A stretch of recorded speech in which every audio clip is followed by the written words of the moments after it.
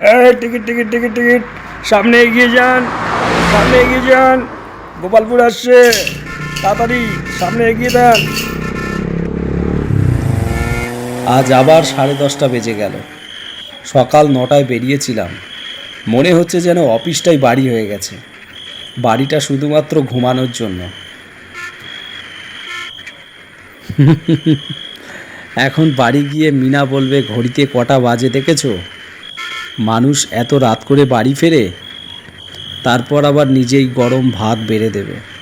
যতই বকুক, ওই মানুষটার অপেক্ষা না থাকলে হয়তো বাড়ি ফেরার ইচ্ছাটাই থাকতো না।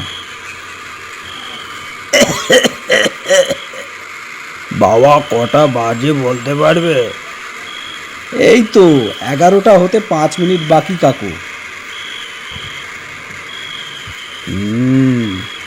এই সময়ে রাস্তাগুলোকে চিনতেই পারি না। দিনের রাস্তা আর রাতের রাস্তা এক জিনিস নয়। তা ঠিকই বলেছেন। হাসছো কেন? বয়স হলে বুঝবে, রাত অনেক কিছু লুকিয়ে রাখে। এই গোপালপুর, গোপালপুর, গোপালপুর এসে গেছে, নামবেন যারা নেমে যান। গোপালপুর এসে গেছে, নামবেন যারা নেমে যান। আচ্ছা কাকু, আমি নামছি। শোনো বাবা। হ্যাঁ বলুন। বলি, আজ যদি শর্টকাট রাস্তা দিয়ে যাও তাহলে একবার পিছনে তাকানোর আগে দুবার ভেবে নিও কিন্তু বাবা। ঠিক আছে কাকু, সাবধানে যাব। লোকটাও না কি সব বলে গেল। দেখি ফোনে টাইমটা, দেখি কটা বাজে এখন। ওহ, ফোনে চার্জও তো শেষ। দাদা, এক কাপ চা খাবেন নাকি? এত রাতে এখনও দোকান খোলা? এই আপনাদের মতো মানুষের জন্যই তো দোকান খোলা থাকে। হাতের শেষ চা বিক্রি না করলে যে সংসার চলে না। আচ্ছা ঠিক আছে, 1 কাপ চা দিন তো।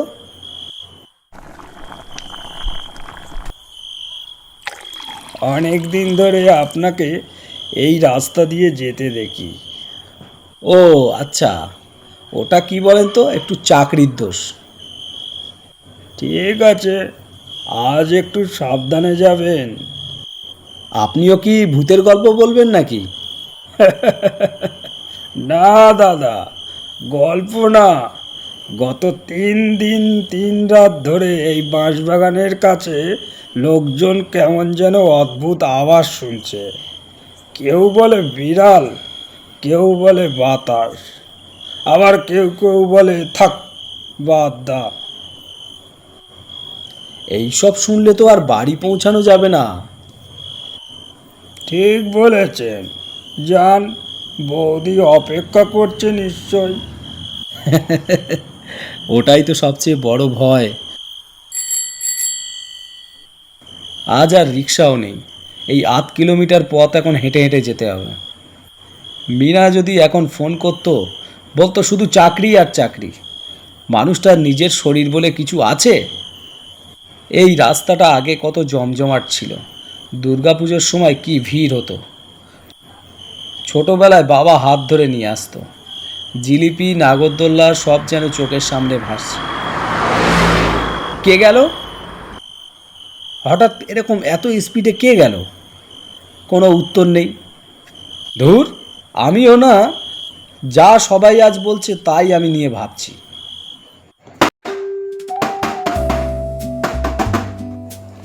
এই আসার সময় হলো, দাঁড়াও 1 মিনিট।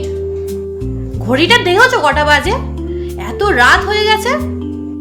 বলি, বকাবকি না করে 1 গ্লাস জল দাও।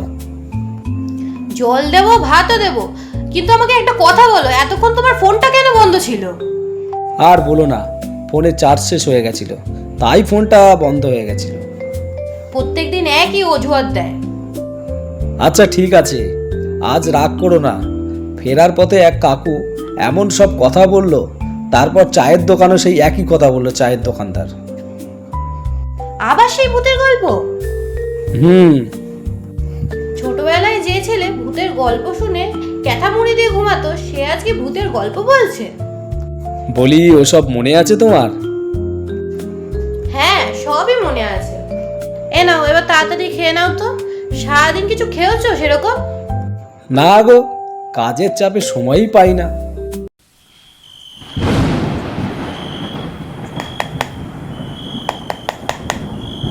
এই মিনা, মিনা, এই শব্দ হচ্ছে একটা কিসের যেন?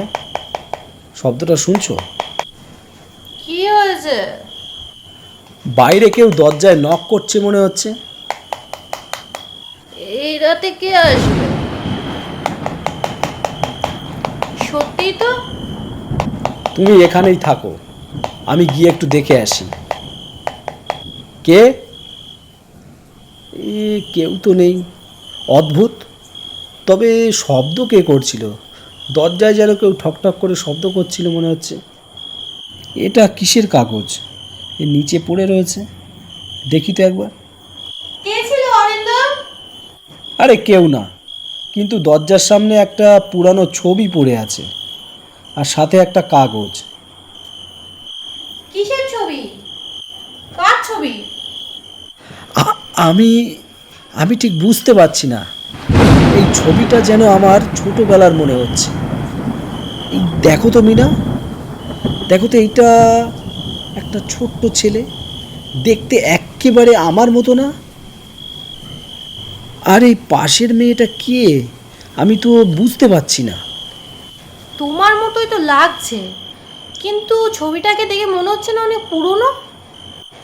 এক মিনিট, এই দেখো তো, পিছনে কিছু একটা লেখা আছে। যে ভুলে যায় তাকে মনে করিয়ে দেওয়া হয়। সারা রাত তোমার চোখে তো ঘুম ছিল না একদম। আরে বারবার মনে হচ্ছিল এই ছবিটা আমি আগে কোথাও দেখেছি, কিন্তু পাশের মেয়েটাকে সেটাই আমি বুঝতে পারছি না। আমার কি মনে হয় বলো তো, অফিসে যাওয়ার আগে একবার তোমার মায়ের কাছ থেকে ঘুরে এসো, উনি হয়তো বলতে পারবে যে এই ছবিটার কি ব্যাপার। বাবা অরিন্দম, এত সকালে কি ব্যাপার? মা, তোমাকে একটা জিনিস দেখাতে এসছি। এই ছবিটা দেখো তো। মা, তুমি কিছু বলছো না কেন? এ বাবা, এই ছবিটা তুই কোথায় পেলি? আর বলো না, আমাদের দরজার সামনে গত রাতে পড়েছিল। অসম্ভব, এই ছবিটা তো বহু বছর আগে হারিয়ে গিয়েছিল। হারিয়ে গিয়েছিল মানে? না, ওসব কিছু না বাবা, তুই এইসব নিয়ে মাথা ঘামাস না।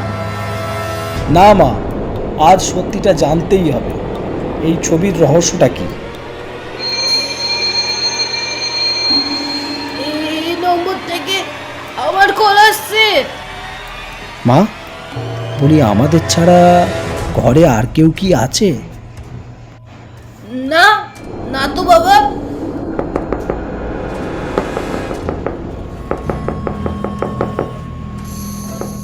মা, ঘরের ভেতরে আলমারির ভেতর থেকে একটা শব্দ হচ্ছে মনে হচ্ছে, শুনতে পেলে? বাবা, ওই আলমারিটা খুলিস না খবরদার। কিন্তু কেন? কারণ ওই আলমারিটা আজ আমি 25 বছর ধরে খুলিনি। না মা, আমি আজ আলমারিটা খুলেই ছাড়বো, সে যা হবে দেখা যাবে। এ কি, এখানে তো কিছুই নেই, শুধুমাত্র একটা পুরানো হলুদ একটা কাপড় দেখতে পাচ্ছি। দেখি তো কাপড়ে কি আছে। মা, এই কাপড়ের ভেতরে এই খামটা কিসের? খামটা খুলবো? না বাবা, খুলিস না অরিন্দম। দাঁড়াও না, খুলে দেখি এর মধ্যে কি আছে, আমাকে দেখতে হবে। এই কাগজে একটা লেখা আছে, কি যেন একটা লেখা আছে। তুমি ফিরে এসেছিলে কিন্তু কথা রাখোনি। আজ রাত 12টায় জমিদার বাড়িতে একা এসো। না না, ওরা আবার তোকে ডাকছে। ওরা? ওরা আবার কারা মা? আমি আর লুকিয়ে রাখতে পারবো না বাবা।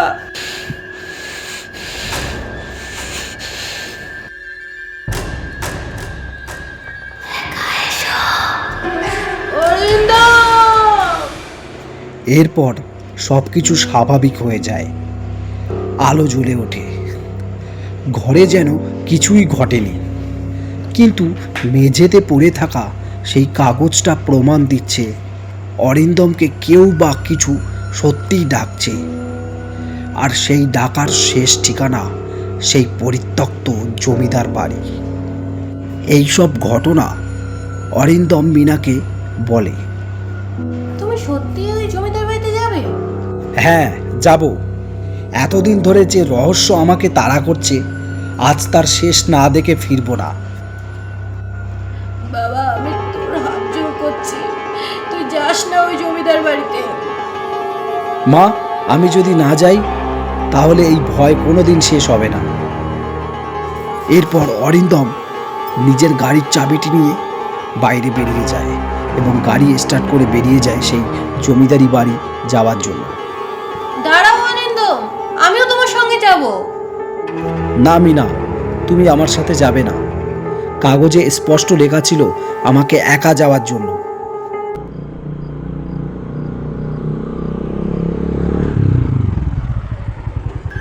প্রায় আধ ঘন্টা পর অরিন্দম পৌঁছালো সেই পরিত্যক্ত জমিদার বাড়ির সামনে।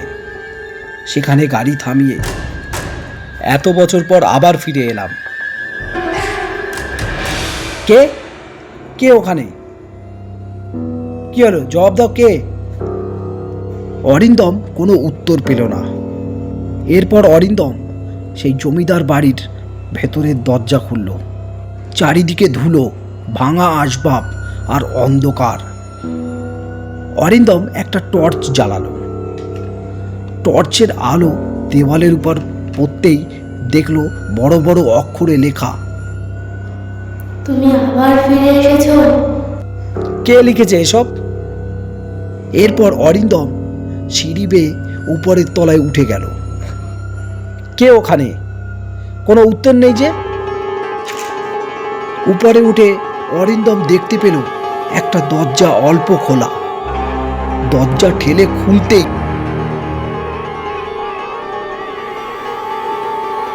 ঘরের মাঝখানে একটা পুরনো কাঠের টেবিল দেখতে পেল, আর সেই টেবিলের উপরে রাখা আছে একটা ডায়েরি।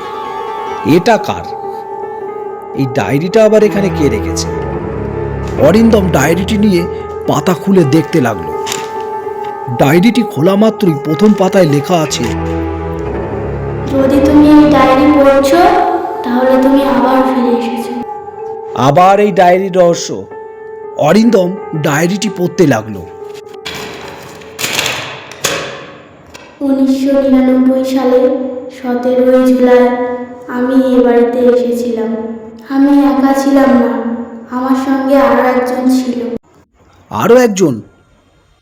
ঠিক তখনই একটা পেছন থেকে নিঃশ্বাসের শব্দ শোনা যায়।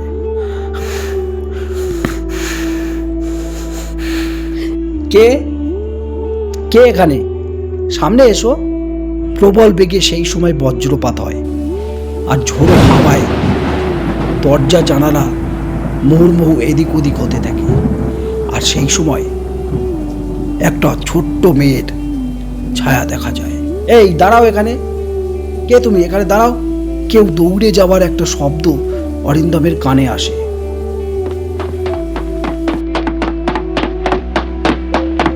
আর সেই শব্দ শুনে অরিন্দম করিডোরের দিকে দৌড়ে যায়, কিন্তু সেখানে কেউ নেই। শুধু মেঝেতে পড়ে আছে একটা পুরানো লকেট। অরিন্দম সেটা হাতে তুলে নেয়। লকেট খুলতেই ভেতরে দুটি শিশুর ছবি অরিন্দম দেখতে পায়। দুটি শিশুর মধ্যে একজন অরিন্দম, আর অন্যজনের মুখটা কেটে ফেলা। সাথে সাথে দূরে একটি শিশুর হাসির শব্দ আসে। অন্ধকার করিডোরে দাঁড়িয়ে অরিন্দম লকেটটা শক্ত করে ধরে আছে। এরপর অরিন্দম বলে উঠল, কে তুমি? কেন আমাকে বারবার ডাকছো? তুমি কথা দিয়েছিলে তুমি আমাকে ছেড়ে যাবে না। আমি তো তোমাকে চিনি না। হঠাৎ অরিন্দমের চোখের সামনে ভেসে উঠল বহু বছরের পুরানো একটি দৃশ্য। একটি ছেলে আর একটি মেয়ে জমিদার বাড়ির বাগানে খেলছে। তাদের মধ্যে একজন অরিন্দম, অন্যজনের নাম রনিতা। আমি রনিতা, তুই আমার সবচেয়ে ভালো বন্ধু। রনিতা। এরপর অরিন্দম মেঝেতে ভারী কিছু পড়ার শব্দ পেল। অরিন্দম দেখল দেওয়ালের একটা অংশ সরে গিয়ে গোপন দরজা খুলে গেছে। সাহস করে সে ভেতরে ঢুকলো। ঘর জুড়ে পুরানো খেলনা আর শিশুর জামা কাপড় আর ধুলো মাখা ছবি জমা হয়ে আছে। একটি ছবিতে দুই শিশুকে পাশাপাশি দাঁড়িয়ে থাকতে দেখা যায়। একজন অরিন্দম, অন্যজন রনিতা। পেছনে দাঁড়িয়ে আছে এক বৃদ্ধ জমিদার। ছবির নিচে লেখা আছে 17 জুলাই 1999। ঠিক তখনই দরজা ধপ করে বন্ধ হয়ে যায়। কে কে দরজা বন্ধ করলো? খুলে দাও দরজাটা। কি হলো? খোলো, দরজা খোলো, দরজা খোলো। কি হলো? দরজাটা খোলো বলছি। কে কে দরজাটা বন্ধ করলে? তখন ঘরের চারপাশে শিশুর হাসির শব্দ শোনা যাচ্ছে।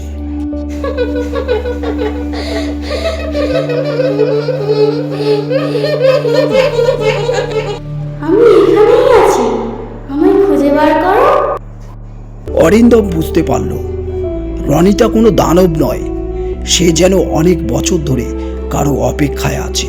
অরিন্দমের স্মৃতি ধীরে ধীরে ফিরে আসতে শুরু করলো 1999 সালের সেই রাতে।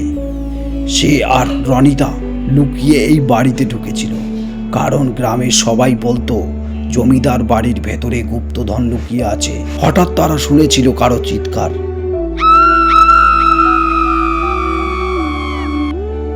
তারা যে ঘরেতে লুকিয়েছিল সেই ঘরের দরজা আপনা আপনি বন্ধ হয়ে যায় এবং ঘরের মাঝখানে দাঁড়িয়েছিলেন এক বৃদ্ধ। এখান থেকে কেউ বেরোতে পারবে না। দৌড়া অরিন্দম। ঠিক সেই সময় বিকট একটা শব্দ হয়। ছাদের একটা অংশ ভেঙে পড়ে। অরিন্দম বাইরে বেরিয়ে যায়, কিন্তু রনিতা ভেতরেই আটকে পড়ে। এই সব দৃশ্য অরিন্দম নিজের চোখের সামনে দেখার পর কান্নায় ভেঙে পড়ে।